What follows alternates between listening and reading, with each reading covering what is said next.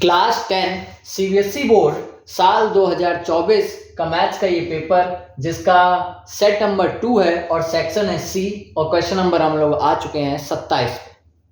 Question है कि prove that √5 is an irrational number. Irrational मतलब अपरिमेय नंबर, अपरिमेय संख्या, अपरिमेय संख्या। क्या होता है ये? क्या होता है रैशनल नंबर, क्या होता है इररेशनल नंबर, क्या होती है ये परिमेय संख्या? वही हिंदी में है, क्या होती है अपरिमेय संख्या। मैंने लिखा 2/3, क्या ये रैशनल है? तो कहा जाएगा हाँ रैशनल है। मैंने लिखा 2, क्या ये रैशनल है?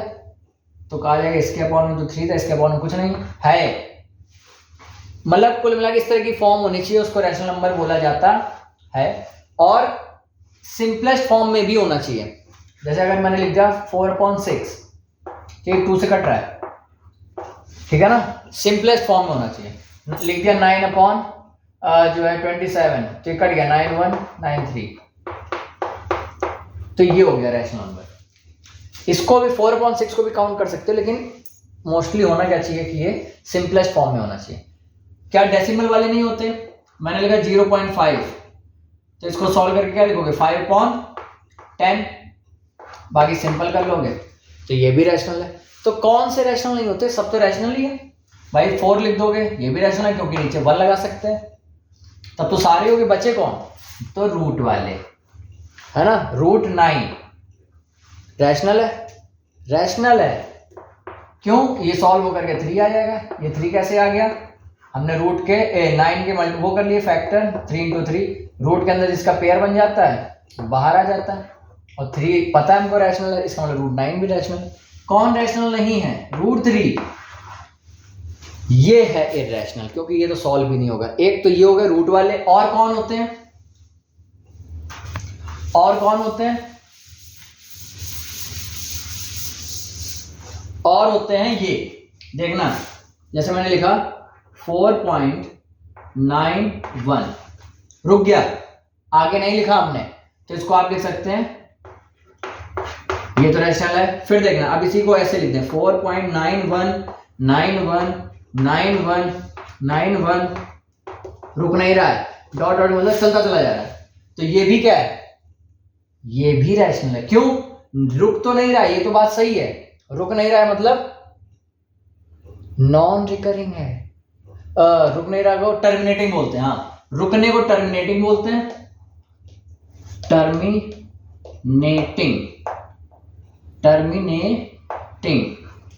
रुक जाता अगर, जैसे ये रुक गया 1 पर रुक गया तो ये टर्मिनेटिंग है। ये रुक नहीं रहा है तो ये नॉन टर्मिनेटिंग हो गया। रुक गया तो टर्मिनेटिंग, नहीं रुका तो नॉन टर्मिनेटिंग। रुकने वाला तो एक ही तरीका है, नहीं रुकने के 2 तरीके हैं, ना रुके और रिपीट करे। रिपीट कर रहा है 91919191, तो इसको लिखते कैसे? इस तरह लिख देते हैं, और माना जाता है इसको फिर सॉल्व करते पूरा इसका सॉल्यूशन है, तो ये भी रैशनल में काउंट होता है। ये भी क्या होता है? मतलब रिपीट ना करे, रिपीट करे और रुके ना, तो रैशनल। लेकिन अगर यही कंडीशन ऐसे हो 4.912467349248312654, रुक भी नहीं रहा है, रिपीट भी नहीं कर रहा है, बस ये एक लौती कंडीशन है जिसको इररेशनल कहते हैं। एक ये इररेशनल है और एक ये रूट वाला इररेशनल है। ये 2 कंडीशन है। ये तो रही रैशनल और इररेशनल की कहानी, जो कि वो भी आपसे पूछी ही जाती है। मैं यहाँ रैशनल इररेशनल की कहानी बताने नहीं आया, मैं जो बताने आया वो ये, जो एक one of the most favourite question है, जो कि आता ही है कि कभी बोल देगा √5 बता दो, इररेशनल प्रूव कर दो, कभी कहते हैं √2 कर दो, कभी कहते हैं √3 कर दो। पिछला सेट जो हमने किया, सेट नंबर 1, ये सेट 2 है, तो जिस पिछला किया उसमें क्वेश्चन ऐसा था कि 2√3 को प्रूव करो कि ये इररेशनल है। बस एक एक्स्ट्रा इंफॉर्मेशन उन्होंने दी थी, क्या कि √3 क्या है? रैशनल है। तो ये करना इजी हो गया था क्योंकि ये रैशनल था, ये इररेशनल था। लेकिन अब इसमें हमको यही प्रूव करना है, तो कैसे करते हैं ध्यान से, मैंने बता दिया किस फॉर्म में होना चाहिए। रैशनल है तो वो इस फॉर्म में होता है, और डिनोमिनेटर में कभी भी जीरो होता नहीं है, यानी क्यू को कभी भी आपको जीरो नहीं बोलना है कि ये जीरो हो सकता है। और एक बात और कि ये जो पी और क्यू भी मैंने बताया ना सिंपलेस्ट फॉर्म में, तो सिंपलेस्ट फॉर्म का मतलब हुआ, एक मतलब है ये को प्राइम पकड़ो पहले, को प्राइम का कंसेप्ट सीखो। को प्राइम क्या होता है, को मतलब साथ साथ, ठीक है, और प्राइम तो पता ही है, कोई ऐसे दो नंबर जैसे मैंने लिखा 2 और 3 जिनका कॉमन फैक्टर केवल एक हो, मतलब ये और ये केवल एक ही टेबल हो, मतलब एक टेबल नहीं, वन की टेबल से ही ये दोनों कटने चाहिए, अदरवाइज किसी से नहीं कटने चाहिए।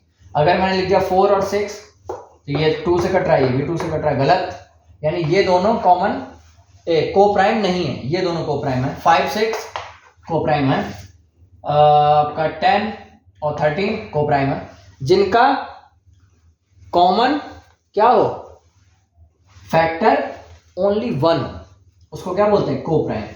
उसकी बात हम क्यों कर रहे हैं को प्राइम की, क्यों, क्योंकि ये जो हम इस तरह लिखेंगे जो कि रैशनल बोलेंगे, उसमें ये और पी और क्यू जो होंगे ये किसी से नहीं कट रहे होंगे, ये को प्राइम होंगे। इसका यूज है इसलिए बता रहे हैं। अब हम अपना क्वेश्चन शुरू करते हैं। याद कर लेते हैं बच्चे, कर लेना भी चाहिए, पर हम लोग को बस ये सीखना है कि हम याद कर क्या रहे हैं। थोड़ा सा भी अगर कंसेप्ट पता होगा इसके पीछे का, तो मुझे लगता है कि याद नहीं करना पड़ेगा। कोशिश करते हैं। इसने बोला है कि √5, ये बात प्रूव करो कि √5 इरैशनल है। हम कह रहे हैं कि मान लो, माना या लेट कि √5 रैशनल है, और रैशनल है तो वो इस तरह का होगा। रैशनल है तो वो a/b या p/q, चलो p/q ले, फैमिलियर है, p/q ले लो, p/q की फॉर्म में होगा क्योंकि रैशनल है। अगर है तो q के दरवेज हो, तो q मल्टीप्लाई √5 इक्वल p, दोनों तरफ स्क्वायर कर दो तो q का स्क्वायर, ये 5 तो आ गया 5q स्क्वायर, √5 का स्क्वायर 5 होता है, ठीक है, और p का स्क्वायर। अब ये बात आ गई, इस बात का मतलब समझो, इस बात का ये मतलब है कि p square equal 5q square, p square की ये वैल्यू ही तो है 5q स्क्वायर, और उस वैल्यू के अंदर हमको दो लोग दिख रहे हैं, 5 और q स्क्वायर, उन दोनों के बीच में हो रहा है मल्टीप्लाई। अगर मैं तुमको कोई नंबर लिख के दूं कि 3, ऐसे नहीं, मैं नंबर दूं कि 36, अब मैं ये पूछूं क्या ये जो है 4 से डिविजिबल है, तो अब या तो 4 की टेबल आती हो तो आप काट देंगे तुरंत, और कट गया तो आप कहेंगे कि हाँ डिविजिबल है, और नहीं तो इसी 36 को मैं ब्रेक करके लिखूं ऐसे, 4 मल्टीप्लाई 9, 36 को मैंने ऐसे ब्रेक करके लिख दिया। अब बताओ, अब तो डिवाइड करने की भी जरूरत नहीं, अब तो सामने दिख रहा है कि 4 अगर इसी के अंदर है तो पक्का ये 36 4 से डिविजिबल होगा, और 9 भी इसके अंदर तो ये 9 से भी डिविजिबल होगा, और अगर 9 को भी तोड़ लो तो कहोगे कि 3 से भी डिविजिबल होगा। यही तो कहानी होती है। तो यहां भी तो दिख रहा है, ये पूरी वैल्यू है p स्क्वायर की, और p स्क्वायर की वैल्यू में ही 5 आ रहा है, तो हम कह सकते हैं कि p स्क्वायर किससे डिविजिबल होगा, p square is divisible by, p square is divisible by 5। एक बात याद करते हैं बच्चे, आपको याद नहीं करना है, कंसेप्ट सीखना है कि क्यों हो रहा है, कैसे हो रहा है, ठीक है। p स्क्वायर किससे डिविजिबल हो रहा है, p से। इसके ठीक बाद अगली लाइन याद की जाती है कि अगर p स्क्वायर 5 से डिविजिबल है तो p भी 5 से डिविजिबल होगा। ये बात याद की जाती है, लिखिए कहां से आ रहा है वो देखते हैं, ठीक है। कैसे हो रहा है ये कि अगर p स्क्वायर, जैसे हमने कहा कि 25, ठीक, 25 किसका स्क्वायर है, 5 का, तो अगर ये 5 का स्क्वायर 5 से डिविजिबल है इनके हिसाब से, तो 5 भी 5 से डिविजिबल होना चाहिए। p स्क्वायर अगर 5 से डिविजिबल है तो p भी 5 से डिविजिबल होना चाहिए। वो अब देख लेना कि कब यहां मैंने 5 से डिवाइड कर रहे हैं क्योंकि यहां पे 5 था, अब यहां रूट कभी 4 तो देगा नहीं, ठीक है ना, क्योंकि ये तो सॉल्व हो गया 2 ही आ जाएगा। तो इस तरह क्वेश्चन देगा नहीं, कुछ ऐसी वैल्यूज होंगी जहां पर ये सेटिस्फाई नहीं करेगा क्योंकि उसका वो बनेगा ही नहीं। ठीक है, तो अब यहां से अब समझो अब ये हो कैसे रहा है, क्योंकि 5 के स्क्वायर है, 5 के स्क्वायर को आप लिखेंगे 5 मल्टीप्लाई 5, एक पोर्शन कट जाएगा भाई। जब 5 का स्क्वायर 5 से कट रहा है और 5 के स्क्वायर में 2 5 हैं, एक 5 उससे कट गया। चलिए तो 5 की कहानी हो गई। कोई दूसरा नंबर, जैसे मैंने लिया 9 तो 3 से, 3 का वो तो हो जाएगा 16, 16 ले लो, 16 4 का स्क्वायर है तो क्या 16 2 से 4 का स्क्वायर ही लिखते हैं 16 में।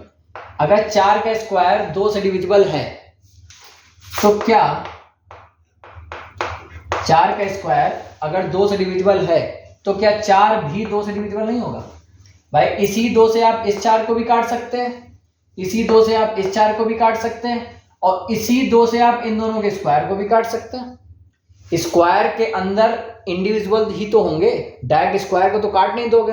अब भाई जो है 5 का स्क्वायर है तो 5 मल्टीप्लाई 5, तो इंडिविजुअल 5 को काटोगे या इस 5 को काटोगे।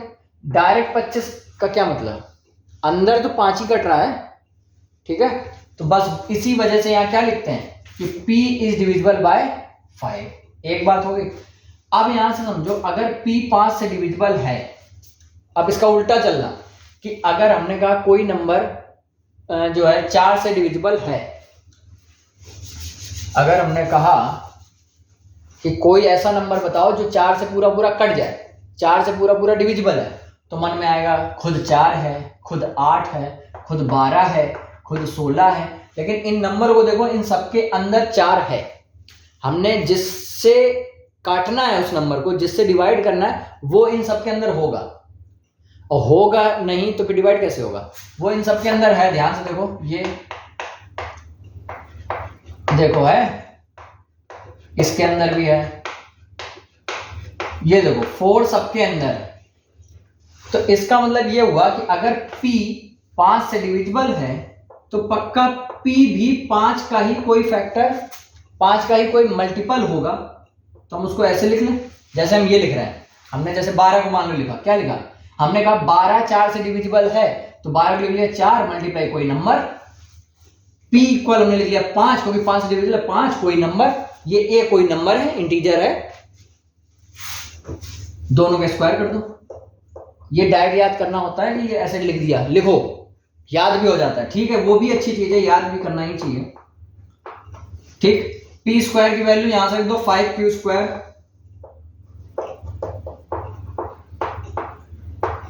तो यहां से 5 से कट जाएगा 25 अपॉन में, तो बचेगा क्या, Q square equal 5A square. अब यहां से इसी तरीके की सिचुएशन को रिलेट करो। यहां P square equal 5Q square था, तो हमने कहा था P स्क्वायर का एक फैक्टर आ रहा है 5, इसका मतलब P स्क्वायर 5 से डिविजिबल होगा। यहां भी तो वही चीज बन रही है कि Q स्क्वायर का एक फैक्टर आ रहा है फिर से 5, तो इसका मतलब ये Q स्क्वायर भी 5 से डिविजिबल होगा। तो हम लिखेंगे कि Q square is divisible by 5। और फिर से वही कहानी कि अगर Q स्क्वायर 5 से डिविजिबल है तो Q भी 5 से डिविजिबल होगा। अब यहां पर कॉन्ट्राडिक्ट हो गया, कॉन्ट्राडिक्ट विरोधाभास, मतलब हम जो बोल रहे हैं उसका उल्टा हो गया। क्या कि एक तरफ आपने कहा है कि ये P और Q ना, मतलब Q ना तो जीरो, वो तो कहीं बात हमें समझ नहीं आई कि Q तो बात, ये तो बात ठीक है कि Q जीरो नहीं है, लेकिन ये बात तो गलत हो गई कि अभी कह रहे थे कि P और Q को प्राइम होने चाहिए, P और Q को प्राइम होने चाहिए रैशनल होने के लिए। और यहां और को प्राइम की डेफिनेशन भी बताई कि को प्राइम वो नंबर होते हैं जो किसी की भी टेबल से ना कटे, किसी और की टेबल से ना कटे, केवल 1 की टेबल से कटे। अच्छा, लेकिन यहां कह रहे हो कि P 5 से डिविजिबल है, Q 5, मतलब ये P और Q 5 से कट रहे हैं, मतलब इनका एक कोई अलग फैक्टर भी है 1 के अलावा 5, तो इसका मतलब ये दोनों को प्राइम नहीं है। बात गलत हो गई। अगर ये दोनों को प्राइम नहीं है तो ये जो हमने यहां सजा के लिखा है ये बात गलत है कि ये रैशनल नहीं है, हमें वही प्रूव करना है, ये तो इरैशनल है। प्रूव हो गया, सिंपल, कुछ नहीं करना। अब एक लाइन में सुन लो, हमने पहले √5 को माना कि ये रैशनल है, रैशनल है तो P/Q लिखा, लिख दिया। फिर तुरंत हमको Q को इधर को भेज करके स्क्वायर कर देना, तो एक कंडीशन आ जाएगी P² = 5Q²। वहां से हमको ये पता चलेगा कि P² 5 का कोई मल्टीपल है, P² 5 का कोई मल्टीपल है। तो इसका मतलब वो 5 से कटता होगा, तो वो लाइन लिख देना कि P² इज डिविजिबल बाय 5। तुरंत लिखना कि अगर P² 5 से डिविजिबल है तो P भी 5 से डिविजिबल होगा, लिख दिया, कहानी खत्म। लेकिन जैसे ये लिखा, वहां से एक नई कहानी चालू है कि अगर P 5 से डिविजिबल है, P अगर 5 से डिविजिबल है तो पक्का P 5 का कोई फैक्टर मल्टीपल होगा, तो P = 5 लिख दिया। इसकी तरह ये 12 या 8 या 16 कोई भी एक उठा लो, तो हमने ये लिखा, फिर उसका भी स्क्वायर किया तो P² = 25 से स्क्वायर आया। P² की वैल्यू यहां से देख के लिख दी, 5 से ये 25 से डिवाइड, मतलब 25 डिवाइड हो गया 5 से, तो ये आ गया। ये जैसे ही आया तो हमको यहाँ वाली कहानी याद आई कि अगर P² 5 का जो है फैक्टर था तो 5 से कट जा रहा था, तो यहाँ से भी दिख रहा है हमको Q² भी 5 का डिविजिबल होगा, अगर Q² होगा तो Q भी होगा। यहाँ कहा कि P 5 से कट रहा है, यहाँ कहा Q 5 से कट रहा है, और यहाँ कह रहे हो कि P और Q किसी से कटने नहीं चाहिए, और यहाँ कह रहे हो कि कट रहा है, तो बात सारी गलत हो गई। जो माना था कि ये रैशनल है, इसका मतलब वो रैशनल नहीं है, तो बचा क्या, इरैशनल, इरैशनल, खत्म।